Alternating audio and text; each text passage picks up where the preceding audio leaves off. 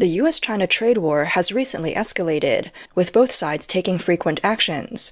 According to sources cited by Reuters on April 13th, China's Ministry of Foreign Affairs and Ministry of Commerce have ordered officials to go into wartime mode, canceling vacations and keeping their phones on 24/7 to respond to sudden changes in the situation. Many economists predict that the trade war will lead to a wave of bankruptcies and massive unemployment in China.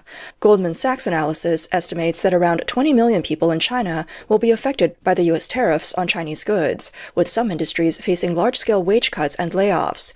Many videos from China show the consequences of the trade war, including mass unemployment among port workers. Chinese media reported that over 30 million people have been forced to return to their hometowns.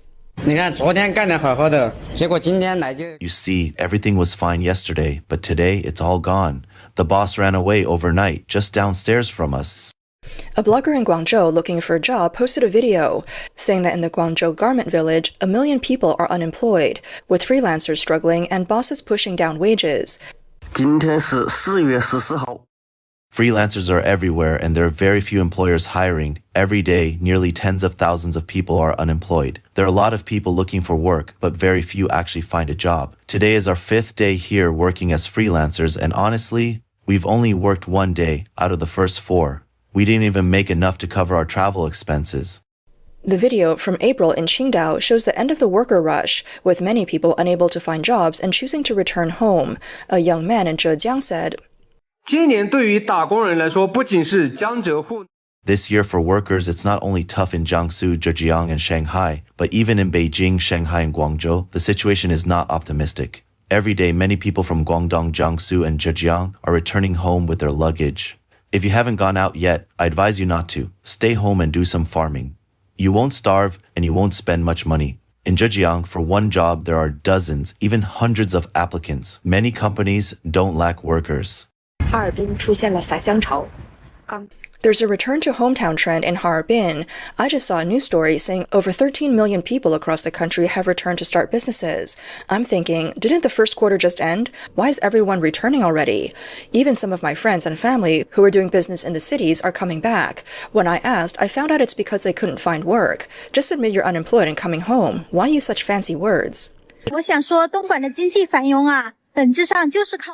Dongguan's economic prosperity relies on foreign trade, from shoe factories in Hojie to fabric manufacturers in Humen, from woolen knitting in Dalang to hardware accessories in Chang'an. The ultimate goal is to seize international markets. Foreign trade supports everything. It's the foundation of Dongguan's economy. Once foreign trade weakens, all industries will decline with it. 你知道现在到底有多难吗？倒闭潮。 You know how hard it is right now? There's a wave of bankruptcies, unemployment, and salary cuts. And you can't see any of this in the media. What you always see are beautiful women showing off their wealth, presenting a false picture of prosperity. What you don't see is the reality. If you're in the system or a small executive in a company, aren't you stuck right now? Big companies are laying off workers and salaries in the system are being cut. This trend will only get worse. It's like the allegory of slowly boiling a frog. The water's not just warm now. It's nearly 99 degrees. It's about to burn.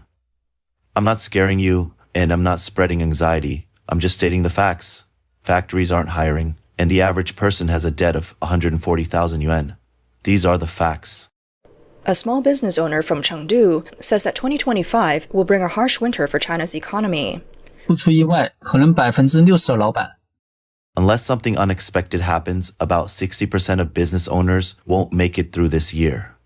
Don't think I'm just being dramatic. Look at the situation since the start of the year, especially in rural areas. How many people still haven't gone out to work? In the past, 5 people could share 10 bowls of rice and they were all full. Now it's like turning 10 bowls into just 2. And some people won't even get to eat. Look at the big shopping malls on the streets. How many are doing well? Future consumption will continue to decline. Most families won't spend money on anything except essentials. It hasn't even been long since the new year, and many bosses are already unable to hold on. Another blogger is even more aware of the situation. 这真是把我们老百姓当傻子呀！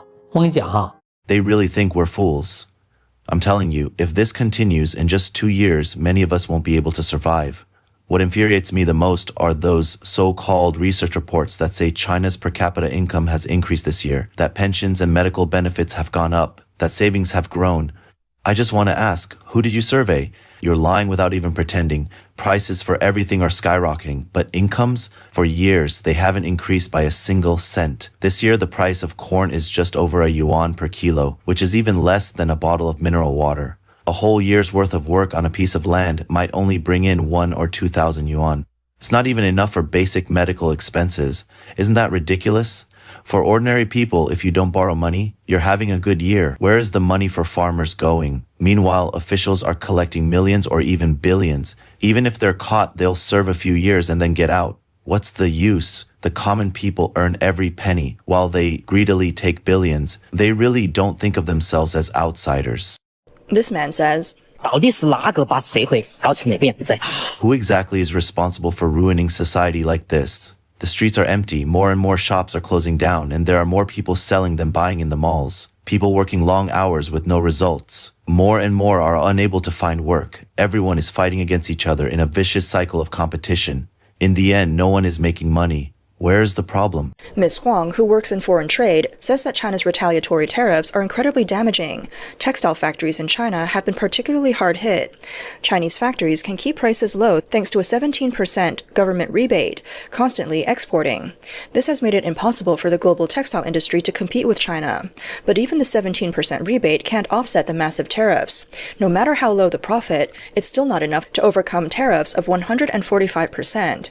As a result, many textile factories are closing, and even those that survive until May or June will likely shut down by then. Ms. Huang also says that China's unemployment rate is already very high, and it's expected to rise even further, possibly reaching 30 or 40%. The high tariffs have made things even worse. Those working in foreign trade who can't adapt to domestic sales will face fierce competition in the domestic market, which has become unbearably competitive. By July and August, over 10 million university graduates will enter the job market. The unemployment rate will soar. CCP General Secretary Xi Jinping is truly accelerating everything to a crisis point. According to official data, in 2024, about 11.8 million university and vocational school graduates will enter the job market. Some reports suggest that only about a third of graduates will find stable employment, meaning millions of young people may struggle to find jobs. As more graduates enter the job market in 2025, the career turmoil caused by tariffs will further intensify job competition, and even the middle class may fall into poverty overnight. The millions of unemployed people will create social instability, which will challenge the Chinese Communist Party's ability to maintain control. Ms. Huang also says that people in her industry will have something to say. They're hoping that the CCP will soon fall. They truly support Trump and believe his actions are extremely wise, especially his stance against the CCP. Although the tariffs are painful for foreign trade workers, they believe it's necessary to solve the problem. In the end, the CCP will inevitably collapse. Many people will talk about a possible trade decoupling between the US and China. But Ms. Huang believes this won't happen. As Xi Jinping cares about his image, there's no way he would bow his head. He would rather let his own people starve than lose face and back down.